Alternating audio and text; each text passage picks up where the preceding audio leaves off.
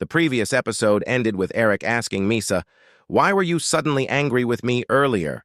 She looked at him nervously, and after she told him, she said, "That's all."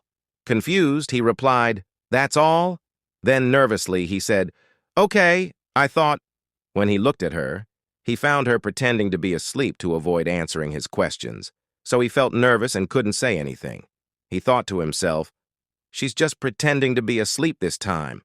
So he pinched her nose and thought to himself, "I didn't expect Misa to lower her guard all night anyway, so it's acceptable that there are aspects of her personality she hasn't revealed to me yet. But something keeps bothering me. From what I've observed, Misa tends to avoid things. Even memories deeply buried within her seem to be vaguely neglected." Here he remembered how she was in the car and continued, "If that's the case, then what happened in the car could be a sign." Then he thought to himself, "I grew up on the battlefield, and I've seen many survivors and the dead. Even well-trained adults often lose their minds in a moment due to the after effects. But remember how Misa was?" he continued. "And Misa was very calm, and sometimes it's a shame to overlook that. But maybe Misa's emotions, which have been building up for a long time, might explode one day." Several days passed since that day. At night, as Eric was covering Misa, she said to him, "Dinner was very delicious today. It was pork, wasn't it? I want to eat it again." And here, Eric said, "Okay, I'll tell the chef." At that moment, he opened his eyes and looked at Misa. Her face was bright, and he suddenly kissed her forehead, thinking to himself, "Although we've had many conversations, the ones we've had in the past few days haven't really mattered." Misa then said, "And the sun was really strong today, so I couldn't play outside for long. It's nice when the weather is clear, but I don't like not being able to play in the garden for a long time." Eric looked at her and thought to himself, "Me too." Then he told her, "I understand."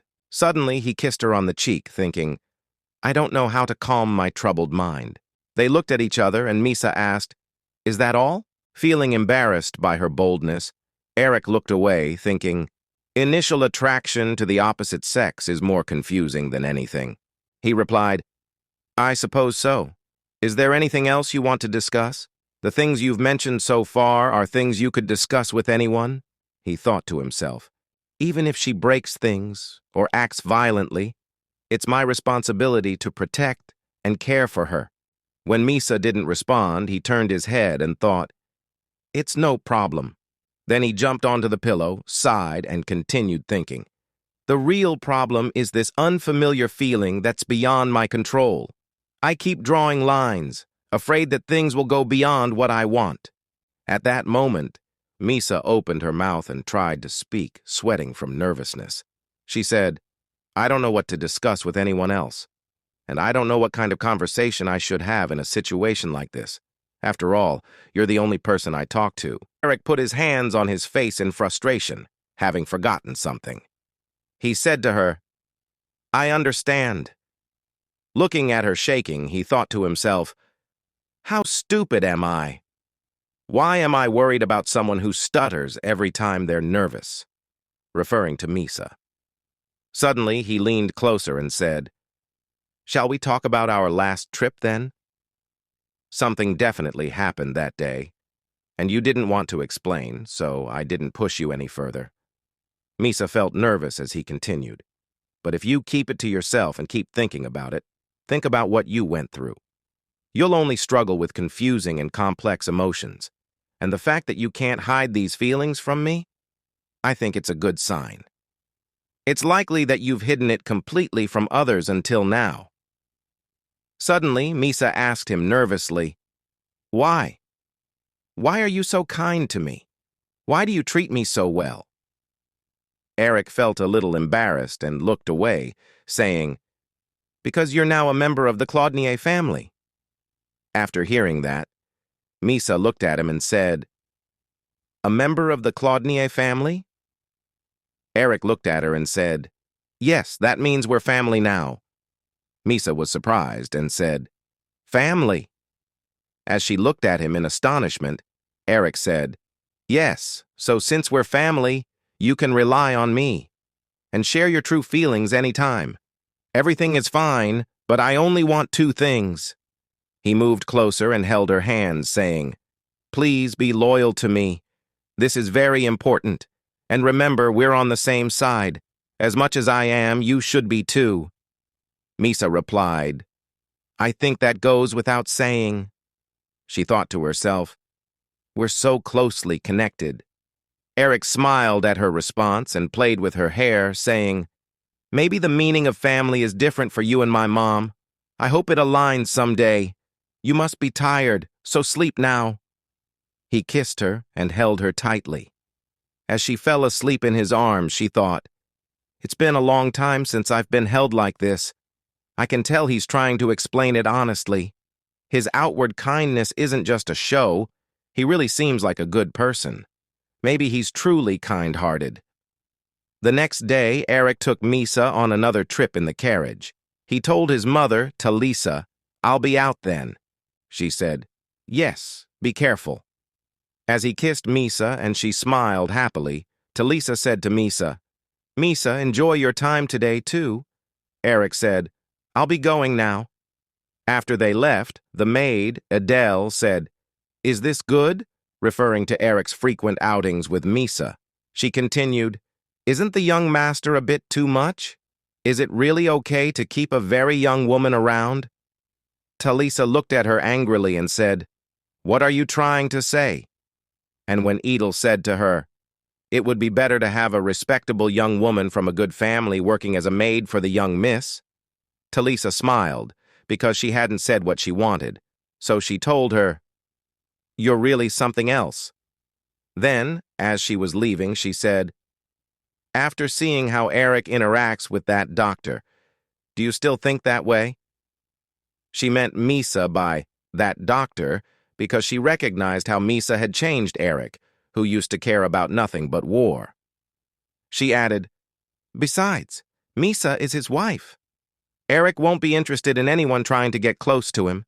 In other words, he won't look at any other woman but Misa." Edel replied, "You've seen it too, haven't you?" How Misa has gained weight recently and looks so beautiful. But Talisa said, "She's still a bit thin. Find out what Misa likes to eat.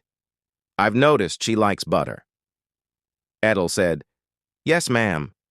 And as she left, she looked at Talisa nervously. In the evening, Eric was sitting in his office reading letters. Then he thought to himself, Mrs. Malika was seen visiting the pawn shop today. He suddenly leaned back and sighed, thinking about Malika. She's been quiet lately.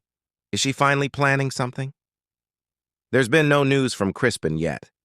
Suddenly he noticed Misa coming towards him, so he looked at her and said, "Misa, you seem unable to sleep." He turned his head and said, "Would you like to sit in my lap like before?" But Misa said, "No, I'll talk from here." Then she told him, "I've been thinking." He said, "Yes?" She surprised him when she said, "I don't hate Eric anymore." He looked at her in astonishment and said, "You used to hate me?" Misa said with a cold face, "Yes, but I don't hate you anymore." This angered Eric, so he stood up and hit his desk, saying, "So?" Then he approached her and continued, "After a lot of thinking, have you finally reached the point where you don't hate me?" Misa felt nervous and scared of him, so she asked, "Are you angry?" This calmed Eric down, so he told her calmly, "No, I'm not angry." Then he took her hands and gently placed his hands on her face. "Anyway," he said, "why did you hate me before? Does it make you uncomfortable when I touch you like this?" Misa replied, "No." Eric asked nervously, "Do you need time to think about your answer before replying?" He thought to himself, "Last time I was able to give a smooth answer when she asked me why I was being nice to her." Misa said, "It's not uncomfortable, but I thought it was unnecessary." Eric continued thinking to himself, "I was about to find myself in a no-return situation if things went wrong just a little." Then he told her, "I understand. I think that's understandable. But I'm glad you don't hate it and don't find it uncomfortable. and I'm grateful for telling me such a great realization right away. Misa said, "It's nothing." Eric, what were you doing earlier? Then she looked at his desk while Eric nervously said, "I was just checking some things." Misa said, "I see," as she looked at the papers on the desk.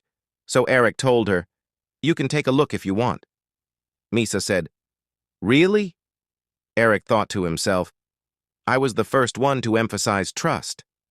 Misa went and started looking at the letters, and Eric told her, "Yes, but don't tear up the documents piled up on the left." So Misa said, "Of course not. No need to tear them up now." Eric looked at her silently. Misa picked up the letters and suddenly looked at Eric, who was looking at her. He thought to himself, "It's the first time I've seen her read. She's very fast at reading. I think she's more comfortable reading than talking." Then he asked her, "Did you have Malika follow you?" Misa said, "Yes." Eric went to her and thought to himself, "She seemed to be twisting her face now." Misa said, "Anyway, what's this talk about Sal Keys here?" Eric thought to himself, "Am I wrong?" Misa looked at him and said, "Isn't this family basically meaningless now?" But Eric said, "Apparently one of the last patriarch's illegitimate children survived. It is said that he will take over the family inheritance." Misa said, "I understand everything now." Then she went to him and said, "Can you show it to me again if I want?" Eric said, "Any time you want." Misa asked, "Do you have more work?" Eric said to her, "I think so." Suddenly, she came closer and said, "I want to sit on your lap." He said, "Go ahead, but there might not be anything interesting for you."